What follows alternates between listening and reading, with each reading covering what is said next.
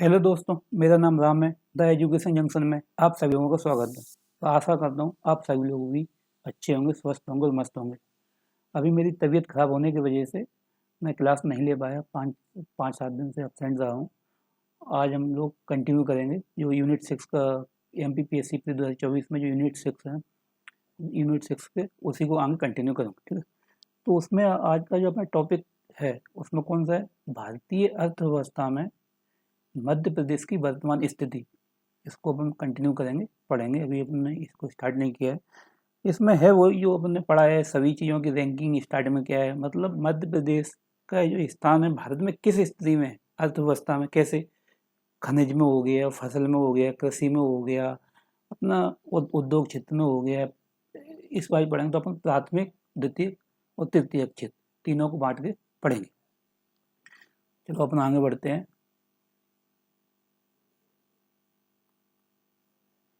भारतीय अर्थव्यवस्था में मध्य प्रदेश की स्थिति। तो भारत के मध्य में स्थित मध्य प्रदेश कृषि प्रधान राज्य है। याद रखना चाहिए कैसा है अपना जो मध्य प्रदेश है, वो भारत की भांति मध्य प्रदेश भी कृषि प्रधान राज्य है, जहाँ की लगभग अधिकतम आबादी कृषि एवं उससे संबंधित कार्यों में आश्रित है। अपने यहाँ जो जनसंख्या लगी है कृषि में कितनी है, लगभग अभी मध्य प्रदेश में देखा जाए तो 60% के लगभग है कार्यशील जनसंख्या। कार्यशील जनसंख्या जो प्रतिशत है वो 41% के लगभग है। लेकिन अगर कृषि पर आश्रित पूछा जाए तो 60% के लगभग मध्य प्रदेश में, और भारत में इसका कम हो गया है, 41-42% के लगभग है। तो अपन बोल सकते हैं इसलिए अपने यहाँ की जो मध्य प्रदेश की अर्थव्यवस्था में कृषि को रीढ़ माना जाता है। क्या है, रीढ़ मानते हैं कृषि को, क्या मानते हैं, रीढ़ मानते हैं अर्थव्यवस्था में। आज से परंतु इसके बावजूद प्रदेश में औद्योगिक एवं सेवा क्षेत्रों का भी निरंतर विकास हो रहा है। ठीक है, अपना मानो ये प्राथमिक क्षेत्र है, उसके माध्यम से द्वितीयक और तृतीयक क्षेत्र का भी विकास हो रहा है। कैसे हो रहा है कि प्राथमिक क्षेत्र में क्या होता है, कच्चा माल आता है, अपना कच्चा माल हो गया, खनिज हो गया, अपना मत्स्य हो गया, वन हो गए, ये सभी चीज़ें आती हैं। तो ये कच्चा माल जो अपन उत्पादन करते हैं, अब उसका विनिर्माण कहाँ होता है, वो द्वितीय क्षेत्र में चला जाता है। द्वितीय क्षेत्र मतलब उद्योग, उद्योग के माध्यम से अपन उनको विनिर्माण करते हैं। विनिर्माण का मतलब होता है जो कच्चा माल है उसको अपन मूल्यवर्धन करना, मशीनों के माध्यम से उसकी कैसे भी करें कि उसका मूल्य वर्धित हो जाए।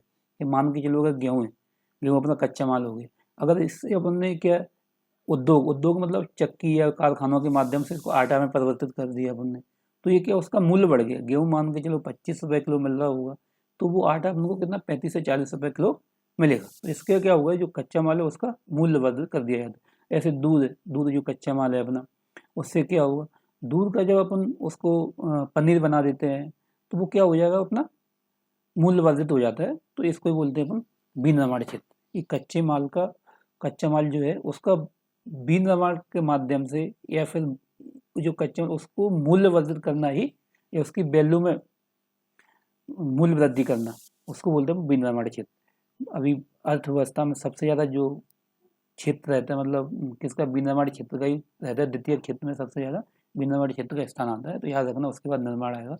तो ये तो बात की चीज़ है, अपन स्टार्ट करते हैं। उसी के बीच में आ गया तो समझा रहा था कि एक बार फिर देखते हैं। भारत के मध्य में स्थित मध्य प्रदेश एक कृषि प्रधान राज्य है, जहाँ की लगभग अधिकतम आबादी कृषि एवं उससे संबंधित कार्यों में आश्रित है। लगभग कितनी है, 60% के लगभग जनसंख्या मध्य प्रदेश की कृषि पर आश्रित है।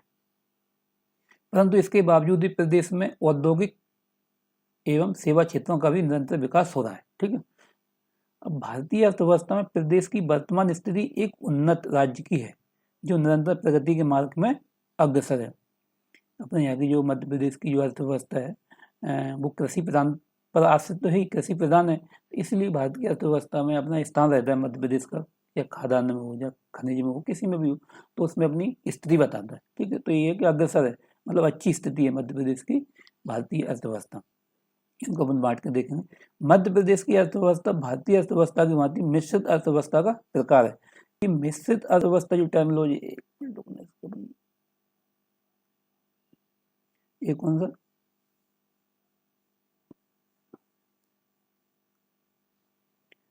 मिश्रित अर्थव्यवस्था का आप क्या समझते हैं? मिश्रित अर्थव्यवस्था जो दिया है इसका आप क्या समझते हैं? मिश्रित अर्थव्यवस्था मतलब इसमें ऐसी अर्थव्यवस्था जिसमें सार्वजनिक तथा निजी क्षेत्र दोनों की सहभागिता से आगे अग्रसर हो या फिर दोनों का अस्तित्व पाया जाए, ठीक है, उसको बोलते हैं अपन मिश्रित अर्थव्यवस्था।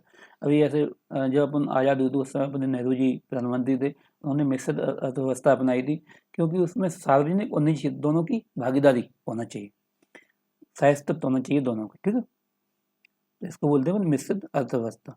अपनी भारत की कौन सी अर्थव्यवस्था है, तो याद रखना कि पूछ लिया जाए कि भारत की अर्थव्यवस्था वो कैसी है, तो मिश्रित अर्थव्यवस्था है। उसी की भांति मध्य प्रदेश की भी मिश्रित अर्थव्यवस्था पाई जाती है। भारतीय अर्थव्यवस्था में मध्य प्रदेश की वर्तमान स्थिति निम्न अनुसार देखते हैं। इसमें अपन सेक्टर बाय सेक्टर बांटेंगे। पहले अपन जीडीपी में देखेंगे, जीडीपी में इसकी स्थिति क्या है।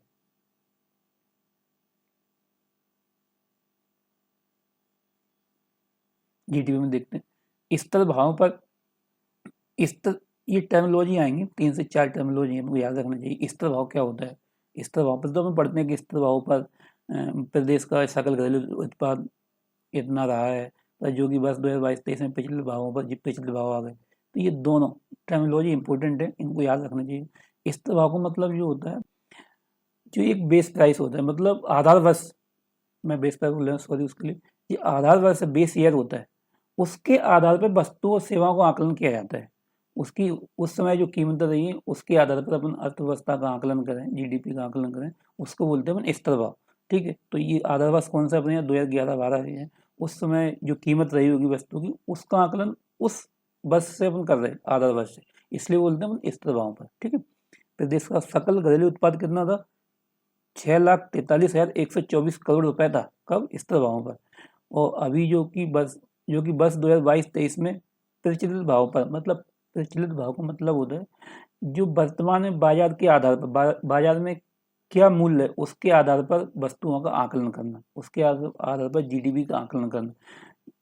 अभी वर्तमान में जो प्रचलित दर है किसी भी प्रोडक्ट की, उसके आधार पर आकलन किया जाता है, इसको बोलते हैं प्रचलित भावों पर या बाजार मूल्य पर, बाजार की कीमत में, बाजार के मूल्य पर, तो उसको बोलते हैं प्रचलित भाव।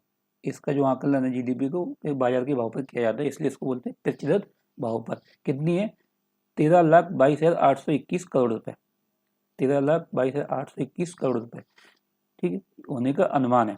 तो अपन को इस तरह याद होना चाहिए क्या है, और प्रचलित भाव का मतलब समझ में आना चाहिए, जो कि मैंने बता दिया।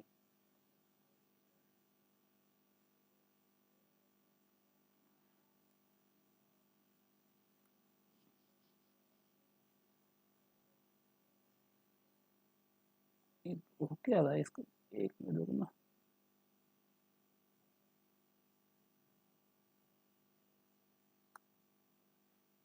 एक पेज खाली ऐड हो गया अपने आप, तो उसको आप आगे पीछे करके देख लेना। वर्ष 2022-23 में देश के सकल घरेलू उत्पाद में मध्य प्रदेश का योगदान कितना रहा है। देखो, दो डेटा मिले मुझे, एक 4.6, एक 4.8%। तो इसको एक बार और आप लोग भी चेक कर लेना, मुझे दोनों मिले तो मैंने दोनों लिख दिए ये पेपर में। अगर 4.8 नहीं दिया हो, 4.6 दिया हो तो उसको कर लेना, अगर 4.6 नहीं 4.8 दिया तो इसको मांग के चलना। तो इसलिए अपन ऑब्लिक लगा के मैंने दोनों दे दिए। भारत को वर्ष 2030 तक 5 ट्रिलियन ये लक्ष्य रखा गया है कि जो भारत की अर्थव्यवस्था है कब के 2030 तक कितनी हो जाएगी, 5 ट्रिलियन डॉलर की अर्थव्यवस्था बन जाएगी। इसमें मध्य प्रदेश ने कितना योगदान दिया, तो मध्य प्रदेश ने 550 बिलियन डॉलर का अपना लक्ष्य तय किया है। जैसे भारत ने वर्ष 2023 तक कितना रखा, 5 ट्रिलियन डॉलर की हमारी अर्थव्यवस्था बन जाएगी। विश्व की सबसे बड़ी विश्व में जो अपनी अर्थव्यवस्था वो कितनी हो जाएगी, 5 ट्रिलियन डॉलर की अर्थव्यवस्था हो जाएगी। तो मध्य प्रदेश ने इसी की, अपने मध्य प्रदेश ने भी कोई एक लक्ष्य रखा है कि भाई भारतीय अर्थव्यवस्था हमारा भी तो कुछ योगदान है। तो मध्य प्रदेश ने कितना, 550 बिलियन डॉलर का अपना लक्ष्य तय किया है। याद रखना कितना, 550 बिलियन डॉलर का। पूछा जा सकता है कि जो भारत का जो लक्ष्य रखा गया अर्थव्यवस्था के 2030 तक कितनी, 5 ट्रिलियन डॉलर की इकोनॉमी बनाना है, तो उसमें मध्य प्रदेश का कितना योगदान रहेगा, तो कितना रहेगा, 550 बिलियन डॉलर का अपना लक्ष्य तय किया है। इस तरह तो मैंने बताइए समझा ही दिया है, तो अब ये टर्मिनोलॉजी चलती रहेगी।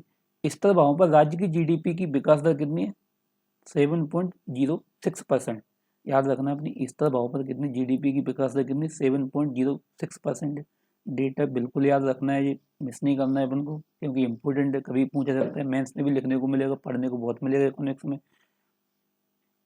तब प्रचलित भाव पर कितनी है, 16.53। स्थिर भाव पर कितनी है 7.06% GDP है, तो प्रचलित भाव पर कितनी है 16.53% है। मध्य प्रदेश की GDP विकास दर की दृष्टि से देश में कौन सा स्थान रखती है? चौथा स्थान रखती है। मध्य प्रदेश की जो GDP विकास दर की दृष्टि से देश में कौन सा चौथा स्थान रखती है, ये भी इम्पोर्टेंट है, याद रखना है बना। कितना चौथा स्थान रखती है मध्य प्रदेश की GDP विकास दर की दृष्टि से देश में कौन सा चौथा स्थान रखती है। वित्तीय वर्ष जनवरी दिसंबर की घोषणा करने वाला देश का प्रथम राज्य कौन सा है? मध्य प्रदेश। याद रखना, वित्तीय वर्ष जो जनवरी दिसंबर की घोषणा करने वाला देश का प्रथम राज्य अपना MP है, पूछा जा सकता है ये भी।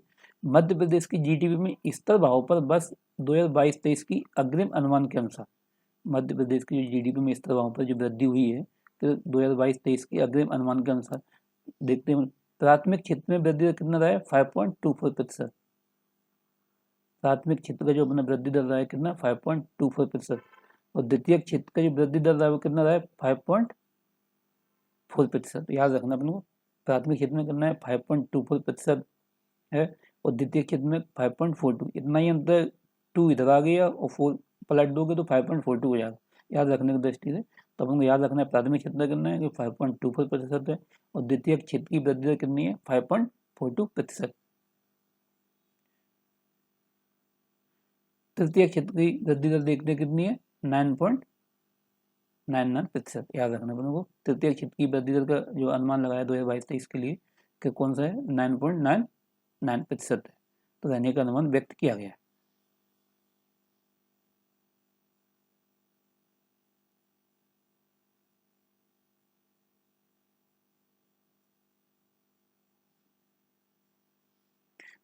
प्रचलित भावों के आधार पर राज्य की प्रति व्यक्ति आय वर्ष 2022-23 में अग्रिम कितनी 1,40,583 हो गई। बहुत इंपॉर्टेंट है, याद रखना। कितनी पूछ लेते हैं, प्रति व्यक्ति आय कितनी है प्रचलित मूल्य पर, तो याद रखना है प्रचलित भाव पर 1,40,583 हो गई, जो 15.62% की वृद्धि दर्शाती है। कितनी 15.62 की प्रतिशत की वृद्धि दर्शाती है। स्तर कीमतों पर प्रति व्यक्ति आय वर्ष कितनी है 2022-23 में 65,023। अपन को दोनों डेटा याद रखना है, एक तो कितना है 65,023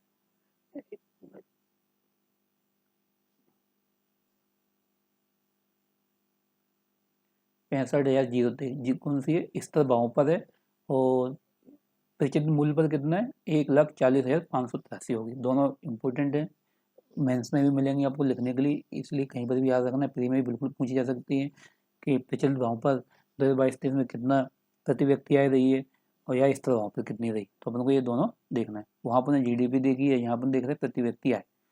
15वें वित्त आयोग के अनुशंसा पर 2023-24 में राजकोषीय घाटे की सामान्य सीमा कितनी 3% प्रस्तावित रखी गई, 3% प्रस्तावित है 15वें वित्त आयोग के अनुशंसा पर।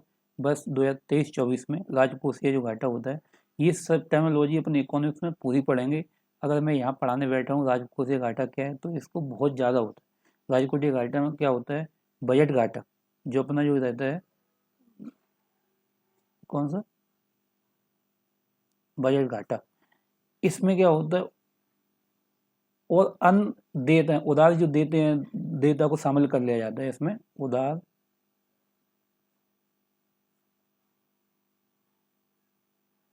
अन्य देयता और भी होंगी, देयता को शामिल कर लिया जाता है, इसको बोलते हैं क्या राजकोषीय घाटा।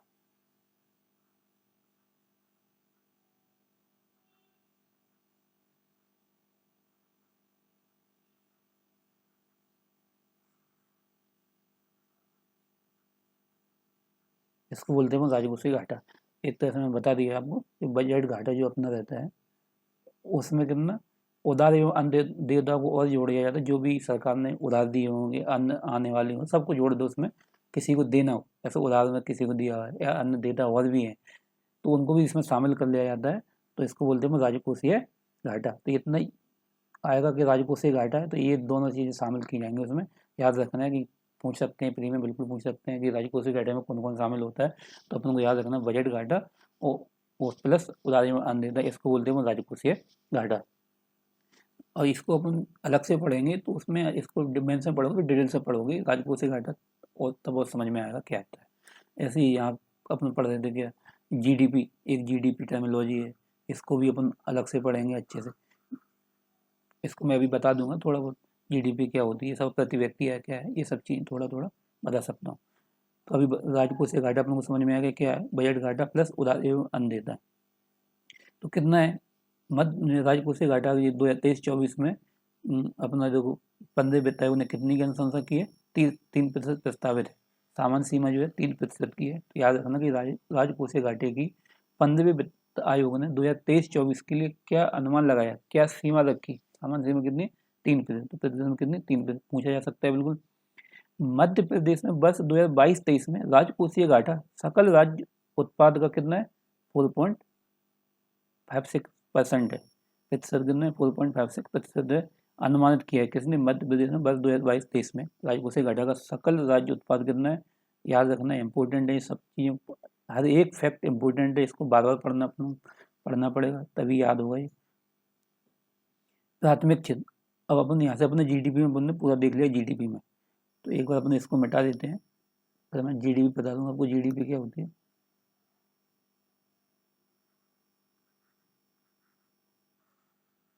जीडीपी, जीडीपी किसी भौगोलिक सीमा के अंदर, मान के चलो ये अपना देश है, ये नक्शा नहीं बना रहा हूँ मैं, एक तरह से ये क्या है, भारत है, तो ये पूरी अपनी क्या है, ये भौगोलिक सीमा हो गई। इसके बाद अपन अपना विदेश लग जाएगा, कोई भी कंट्री हो या किसी की सीमा लग रही हो उसको अपन फॉरेन बोलेंगे, विदेश बोलेंगे, तो अपनी ये हो गई अपनी भौगोलिक सीमा, ठीक है। तो इसको बोलते हैं किसी देश की भौगोलिक सीमा के अंतर्गत एक वित्तीय वर्ष का समस्त अंतिम वस्तुओं एवं सेवाओं का मौद्रिक मूल्य के योग को अपन क्या बोलते हैं, जीडीपी बोलते हैं। इसमें 3-4 टर्मिनोलॉजी आती है, एक तो आता है कि भौगोलिक सीमा के अंतर्गत,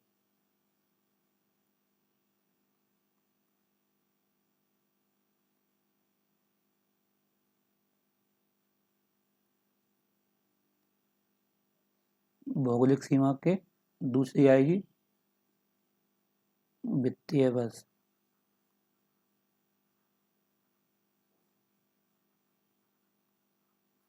ये क्या होगी, वित्तीय वर्ष होगी। तीसरा इसमें शामिल किया जाएगा समस्त अंतिम वस्तुओं, समस्त अंतिम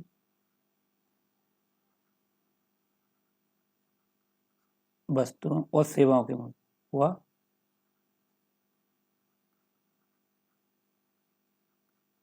वह सेवाओं के मूल्य, याद रखना। तो इसको बोलते हैं जीडीपी, एक किसी देश की सीमा के अंतर्गत या किसी देश की भौगोलिक सीमा के अंतर्गत एक वित्तीय वर्ष में समस्त अंतिम वस्तुओं एवं सेवाओं के मौद्रिक मूल्य के योग को अपन क्या बोलेंगे, जीडीपी, ठीक है। अब अपन पढ़ते हैं प्राथमिक क्षेत्र में योगदान। प्राथमिक क्षेत्र में क्या है, अर्थव्यवस्था का वह क्षेत्र, एक बार डेफिनेट बता देते हैं कि प्राथमिक क्षेत्र होता कौन सा है। तो प्राथमिक क्षेत्र का मतलब होता है अर्थव्यवस्था का वह क्षेत्र जो प्राकृतिक संसाधनों का सीधा उपभोग या उपयोग करता है।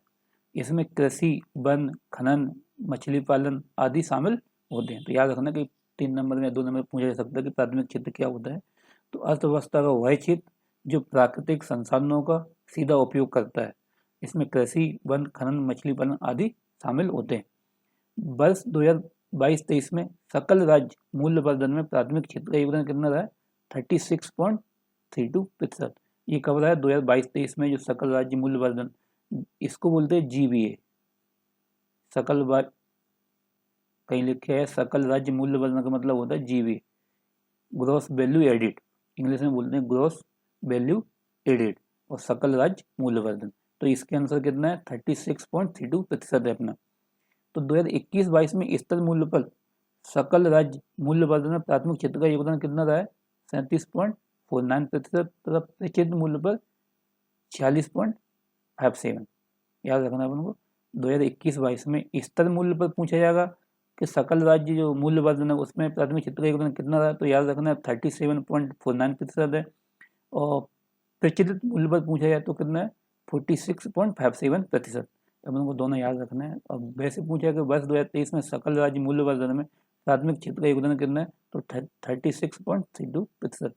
2015 से पहले, कब, 2015 तक जीडीपी के माध्यम से अपन किसी भी आकलन करते थे अर्थव्यवस्था का, तो जीडीपी के माध्यम से, लेकिन 2015 के बाद से अपन जीबीए का पालन करते हैं, जीबीए के माध्यम से नापा जाता है, इसलिए हम अर्थव्यवस्था को मापते हैं, तो इसलिए लिखा है सकल राज्य मूल्यवर्धन, इसको बोलते हैं जीबीए। कब से, 2015 के बाद से इसका उपयोग किया जा रहा है। ठीक।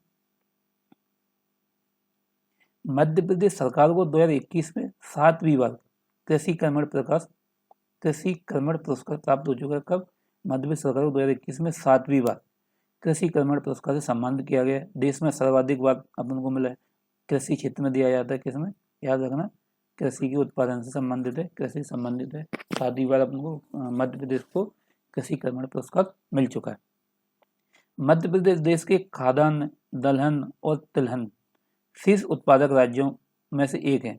अपना जो खाद्यान्न में अपन दूसरे पे, यहाँ गलत कटा है वैसे तो, ठीक है, अपन को याद रखना, दलहन और तिलहन के शीर्ष उत्पादक राज्यों में से एक है। यह देश के खाद्यान्न का दूसरा सबसे बड़ा उत्पादक राज्य। खाद्यान्न में अपन कौन सा स्थान है अपना, दूसरा, याद रखना।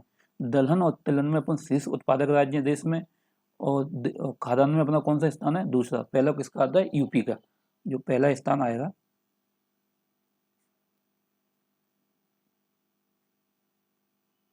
पहला स्थान उत्तर प्रदेश का है। गेहूं, मसूर, मक्का तथा तिल के उत्पादन में दूसरे स्थान पर है। गेहूं, मसूर, मक्का तथा तिल के उत्पादन में दूसरे स्थान पर है। मध्य प्रदेश का मसाला उत्पादन में कौन सा स्थान है, चौथा। ये पूछे जाते हैं, जैसे अपन कृषि पढ़ेंगे वहाँ भी अपन को याद करने को मिलेगा। या तो आप यहाँ अच्छे से याद कर लोगे तो वहाँ अपन को बिल्कुल स्मूथली, मतलब आसानी होगी पढ़ने में। रेशम उत्पादन में देश में अपना कौन सा स्थान है, तीसरा स्थान है। मध्य प्रदेश का मसाला उत्पादन में कौन सा, चौथा स्थान है। रेशम उत्पादन में तीसरा स्थान है। बस 2022-23 में कुल खाद्यान्न उत्पादन में कितना, 619 लाख मीट्रिक टन रहा है। अपना जो बस 2023 में कुल खाद्यान्न कितना रहा है, उत्पादन 619 लाख मीट्रिक टन रहा है। मध्य प्रदेश सोयाबीन का सबसे बड़ा उत्पादक राज्य।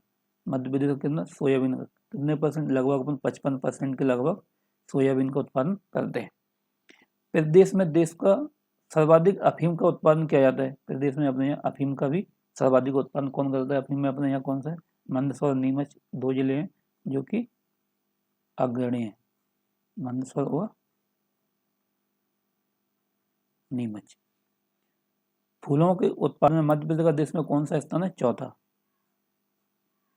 उद्यान की फसलों के उत्पादन में मध्य प्रदेश का कौन सा स्थान है, चौथा स्थान कायम है। उद्यान की फसलों में भी अपना चौथा है। ये फूल वैसे उद्यानिकी में आता है, तो याद रखना, फूलों में भी अपना कौन सा स्थान है, देश में चौथा स्थान है। उद्यान की फसलों के उत्पादन में मध्य प्रदेश का कौन सा स्थान है, चौथा स्थान है। लहसुन उत्पादन में मध्य प्रदेश देश में पहला स्थान रखता है। कायम, लहसुन उत्पादन में मध्य प्रदेश में पहला स्थान रखता है। मध्य प्रदेश की सबसे बड़ी मंडी कहाँ है, मंदसौर। लहसुन की, मंदसौर क्या है, मध्य प्रदेश की सबसे बड़ी लहसुन की मंडी है। लहसुन की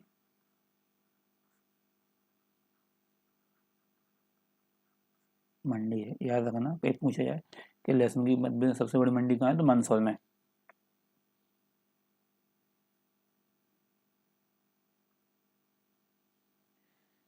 चना के उत्पादन में राज्य का देश में प्रथम स्थान है। चना के उत्पादन में अपन कौन से अग्रणी है, क्या है, चना में देश में अपना कौन सा स्थान है, प्रथम स्थान है। याद रखना है अपन को। भारत में कुल 37% चना पैदा होता है अपने। वैसे चना को ओडीओपी में किसको रखा गया, दमोह को मिला है स्थान। दमोह में प्रमोट किया जाता है चना को, ओडीओपी में दमोह को मिला है। याद रखना है अपन को कि दमोह चना का जो ओडीओपी है, जो अपना 1 जिला 1 उत्पाद, वो कहाँ है, दमोह में है। याद रखना है अपन को ये। और चना में अपन देश में कौन सा स्थान, अग्रणी स्थान है। 33% चना पैदा होता है। प्रदेश में देश का कुल अनाज का कितना, 8% उत्पादन करता है। प्रदेश में देश का कुल अनाज का कितना, 8% उत्पादन करता है। कुल दलहन उत्पादन का 32% प्रदेश में उत्पादित होता है। अपने यहाँ जो भी जितनी दालें हैं उनमें से देश में कितना परसेंट उत्पादन करते हैं, देश का 32 या 32% प्रदेश में उत्पादित होता है। इसके बाद देखते हैं अपन पशुपालन में, देखते हैं अपनी स्थिति क्या है। पशुओं की कुल संख्या के मामले में प्रदेश का देश में तीसरा स्थान है। अभी इसकी जनगणना 2019 या के लगभग हुई थी, तो उसके अनुसार प्रदेश में कौन सा है, पशुओं की कुल संख्या के मामले में प्रदेश में कौन सा तीसरा स्थान है। प्रदेश में देश की 10% गाय और 75% भैंस हैं, सॉरी 7.5% भैंस हैं और 10% गाय पाई जाती है प्रदेश में। दूध उत्पादन में प्रदेश का कौन सा स्थान है अपन, तीसरा स्थान है मध्य प्रदेश का दूध उत्पादन में। पहले स्थान कौन सा, पहला दूध उत्पादन में पहला स्थान राजस्थान का है, पहला किसका है,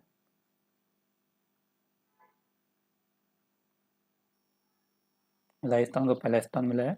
दूध उत्पादन में अपना कौन सा है, तीसरा स्थान है। कुल दुग्ध उत्पादन का 8.6% मध्य प्रदेश में होता है। अपने जो भी जितना उत्पादन होता है दूध, उसका देश का कितना प्रतिशत है, 8.6। देश में जितना दूध का उत्पादन होता है उसका प्रदेश में कितना, 8.6% मध्य प्रदेश में उत्पादित होता है। अगर छोटा लग रहा है इसको बड़ा करो।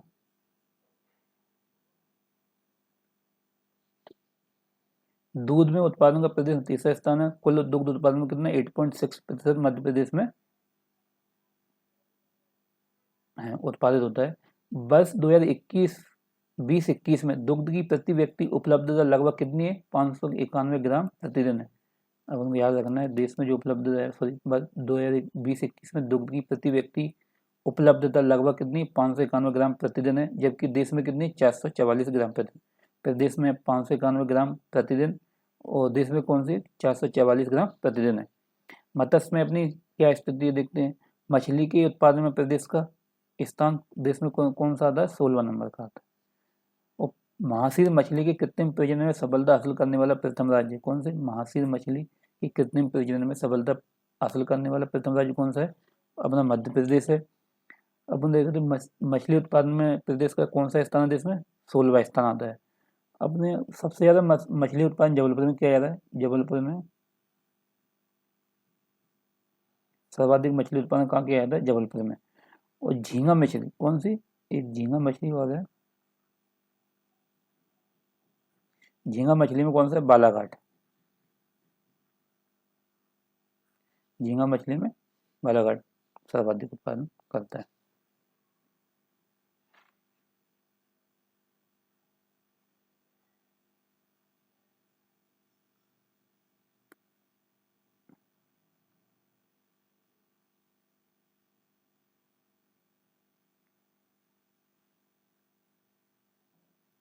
एक मिनट,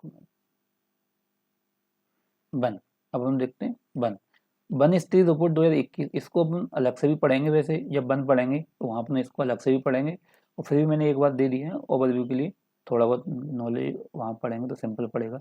वन स्त्री रिपोर्ट 2021 के अनुसार मध्य प्रदेश का वन क्षेत्रफल कितने, 77,492 वर्ग किलोमीटर। याद रखना है 77,492 वर्ग किलोमीटर क्षेत्रफल है। यह भारत की वन भूमि का कितना, लगभग 10.8% है। अब लोग याद रखना चाहिए टोटल कितना है, 77,492 वर्ग किलोमीटर है, और भारत की वन भूमि का लगभग कितना है, 10.8% है। मध्य प्रदेश का कुल अधिसूचित वन क्षेत्र, अपने जो मध्य प्रदेश का जो कुल अधिसूचित वन क्षेत्र वो कितना है, 94.69 या 69,000 वर्ग किलोमीटर है, 94.69 वर्ग किलोमीटर है।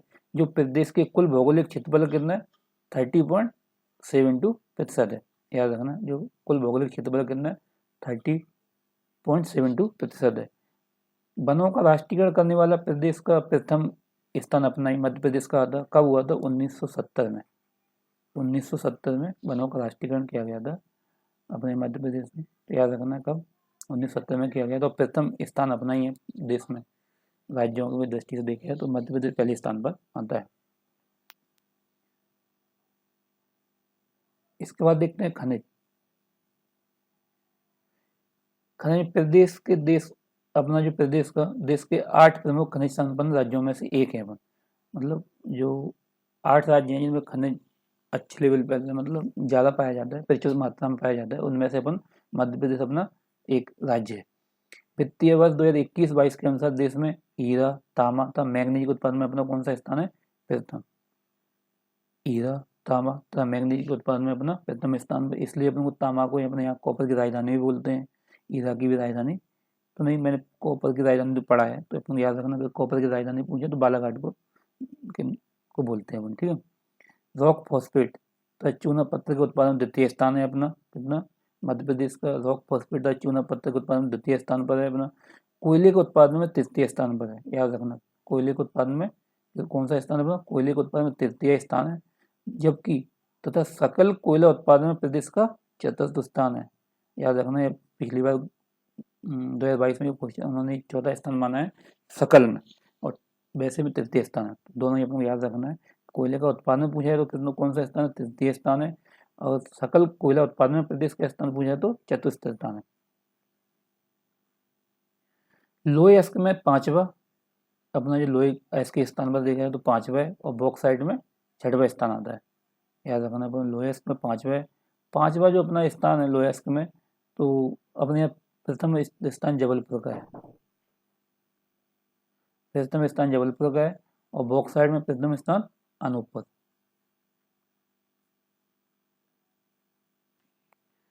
लोहे अयस्क में पांचवा स्थान है देश में, और अगर मध्य प्रदेश की दृष्टि से जिला वाइज देखी जाए तो सबसे ज़्यादा उत्पादन कहाँ होता है, जबलपुर में किया जाता है लोहे में अयस्क में, और बॉक्साइट का अनूपपुर में।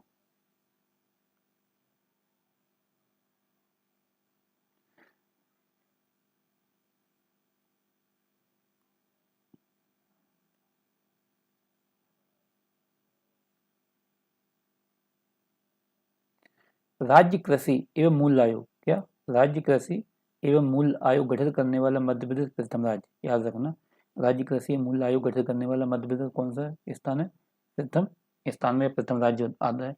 एशिया का सबसे बड़ा दलहन अनुसंधान केंद्र कहाँ खोला जाता है, सीहोर के अमला में, सीहोर जिले के अमला स्थान पर क्या खोला जाता है, एशिया का सबसे बड़ा दलहन अनुसंधान केंद्र।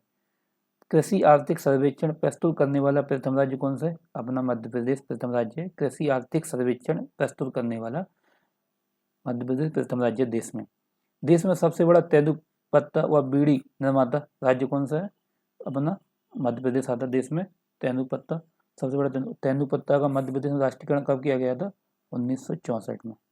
कहीं ये पूछा जाता है कि तेंदुपत्ता का जो राष्ट्रीयकरण कब किया गया, 1964 में किया गया।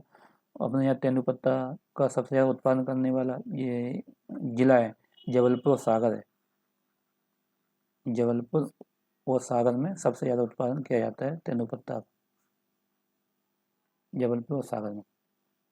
एशिया का सबसे बड़ा सोयाबीन संयंत्र उज्जैन में स्थापित किया जाता है, ठीक है। एशिया का सबसे बड़ा सोयाबीन संयंत्र कहाँ, उज्जैन में स्थापित किया गया है। मध्य प्रदेश अनाजों की किस्मों की मैपिंग करने वाला पहला राज्य, अपने यहाँ जो मध्य प्रदेश अनाज है उनकी किस्मों की मैपिंग करने वाला कौन सा प्रदेश में अपना इसमें कौन सा है, पहला आता है, याद रखना इसको। मध्य प्रदेश के दमोही जिले में प्रदेश की पहली राष्ट्रीय शहद परीक्षण प्रयोगशाला खुलेगी, कहाँ, मध्य प्रदेश के दमोही जिले में। तो याद रखना है कि देश की पहली है और इम्पोर्टेंट है कि पहली राष्ट्रीय शहद परीक्षण प्रयोगशाला पूछा जाए तो कहाँ खुलेगा, दमोही में। और शहद उत्पादन में सबसे अग्रणी जिला कौन सा, तो अपना मुरैना जिला आता है शहद के अग्रणी, शहद के उत्पादन में अग्रणी जिला कौन सा है, मुरैना जिला आता है, अपन को ये भी याद रखना है।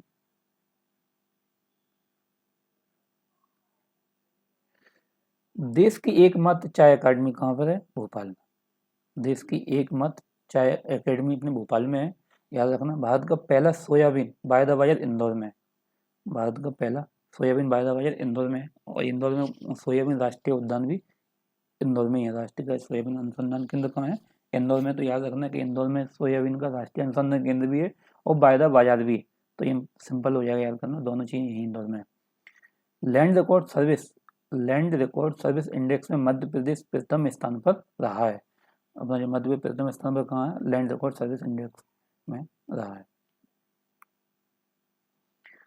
अपना जो लेक्चर था भारतीय अर्थव्यवस्था मध्य प्रदेश की स्थिति में, अपन प्राथमिक सेक्टर देख रहे थे, प्राथमिक क्षेत्र देख रहे थे।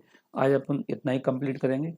अगला जो लेक्चर रहेगा इसका इसका थोड़ा बहुत बचा होगा तो उसको कवर करेंगे। फिर द्वितीय क्षेत्र और तृतीय क्षेत्र में भारतीय अर्थव्यवस्था मध्य प्रदेश की स्थिति समझेंगे, पढ़ेंगे, ठीक है। तो आपको मेरा जो चैनल है उसको लाइक शेयर एंड सब्सक्राइब करना है।